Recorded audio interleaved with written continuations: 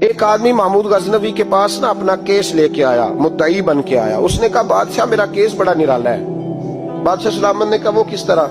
کہنے لگا یہ میرے پاس ایک تھیلی ہے، میں نہ سفر پہ جانے لگا تو یہ تھیلی پوری ہیروں کی بھری ہوئی تھی۔ فلاں علاقے کے جو قاضی صاحب ہے نا، میں جاتی دفعہ میں کہیں سفر پہ جا رہا تھا تو میں ان کے پاس چھوڑ گیا کہ رستہ لمبا ہے، کہیں کو مجھ سے چھین نہ لے، ہیروں کی بھری ہوئی۔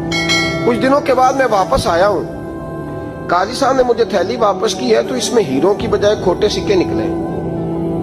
اب میں نے قاضی صاحب سے کہا ہے تو قاضی صاحب تو میرے گریبان تک آتے ہیں، وہ کہتے ہیں بتا کہیں سے پھٹی ہے، کھلی ہے؟ وہ جس طرح ٹانکے لگا کے تو نے سی تھی اسی طرح لگے ہوئے ہیں کہ نہیں؟ تو حضور لگے بھی بالکل اسی طرح ہے، نہ پھٹی ہے نہ کھلی ہے۔ اب میں لٹ گیا ہوں، میری کل عمر کی کمائی ضائع ہو گئی، کھوٹے سکے کہاں اور ہیرے کہاں؟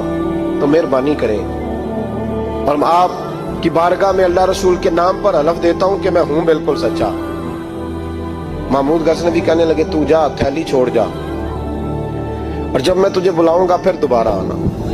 شخص چلا گیا۔ محمود غزنوی اٹھے، دربار برخاست کیا، لوگوں سے کہنے لگے چلے جاؤ، میں 3 دن کے لیے سیر کرنے جا رہا ہوں، 3 دن کے بعد لوٹوں گا۔ اکیلے جب رہ گئے نا محمود دربار میں تو محبوب نے چھری منگائی۔ وہ جس تخت پہ بیٹھتے تھے وہاں گدا بچھا ہوا تھا، یہ گدا پڑا ہے نا، وہ گدا بچھا ہوا، تو محمود نے چھری کے ساتھ اس کو پھاڑ ڈالا اور چھری جیب میں رکھی نکل گئے۔ کہنے لگے میرے بعد کوئی میرے دربار والے احاطے میں داخل نہ ہو۔ محمود چلے گئے۔ اب وہ صفائی کرنے والا جب آیا نا، اس نے آ کے دیکھا تو گدا تو پھٹا ہوا ہے۔ اس نے شور ڈال دیا، پہرے دار بھی آ گئے، فلاں صاحب بھی آ گئے، فلاں صاحب۔ اس نے کہا وہ خدا کے بندو، اس کا گدا پھٹ گیا ہے، وہ تو مار ڈالے گا۔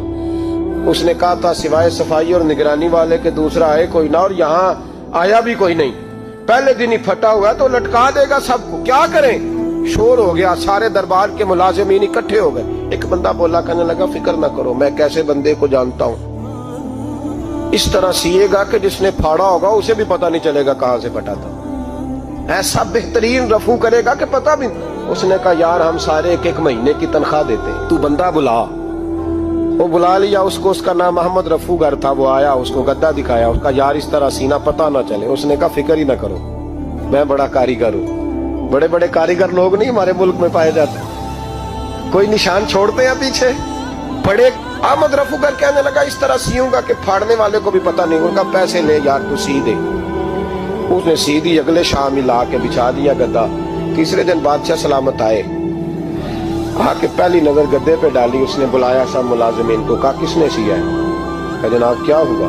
کہا یہ پھٹا ہوا تھا۔ کس نے؟ کہا نہیں پھٹا ہی نہیں۔